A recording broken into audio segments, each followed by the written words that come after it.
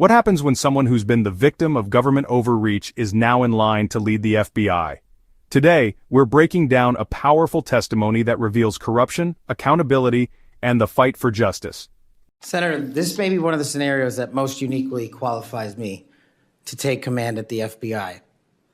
Having been the victim of government overreach and a weaponized system of justice and law enforcement, I know what it feels like to have the full weight of the United States government barreling down on you. And as the Biden Inspector General determined, those activities by the FBI and DOJ were wholly improper and not predicated upon law and facts. I will ensure, if confirmed, that no American is subjected to that kind of torment, to that kind of cost, financially and personally. And most importantly, I will make sure that no American is subjected to death threats like I was, and subjected to moving their residences like I was, because of government overreach, because of leaks of information about my personal status. If confirmed as FBI director, Mr. Chairman, you have my commitment that no one in this country will feel that pain. Was President Donald Trump wrong to give blanket clemency to the January 6th defendants? Thank you, Ranking Member. A couple of things on that. One, the power of the presidential pardon is just that, the president. Well, I concede he has the authority. I'm asking, was he wrong to do it? And as we discussed in our private meeting, Senator, I have always rejected any violence against law enforcement, and I have, including in that group, is specifically addressed any violence against law enforcement on January 6th, and I do not agree with the commutation of any sentence of any individual who committed violence against law enforcement. Kash Patel made it clear. His own life was torn apart by the system he now seeks to reform.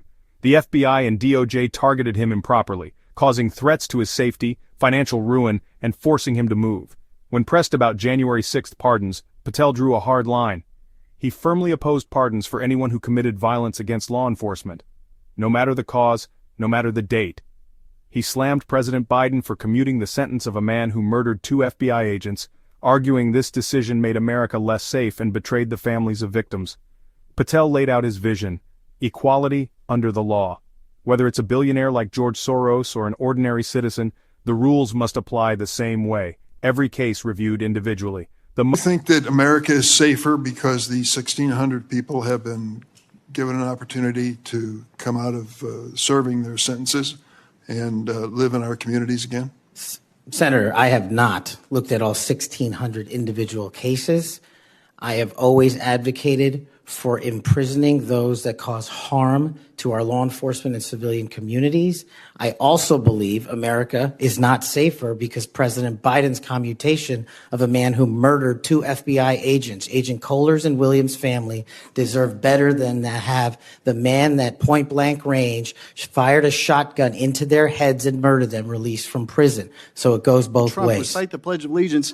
Then we went to a studio and recorded it, mastered it, digitized it, and put it out as a song now releasing exclusively on the War Room. We.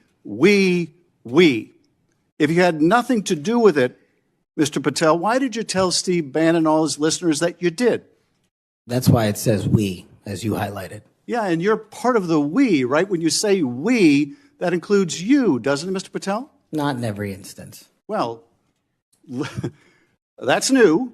So when you said we... Stop. Is it? That's new. Is so it? When you said we, you didn't really mean you.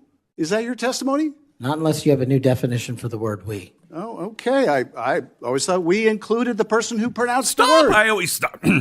Joe. The most striking moment came during his exchange with Adam Schiff. When Schiff tried to trap him with word games, Patel pushed back, exposing how politicians twist words to shape narratives. So what's your take? Should someone who has lived through government overreach be the one to fix it? Drop your thoughts in the comments and don't forget to like and subscribe. His testimony was more than words.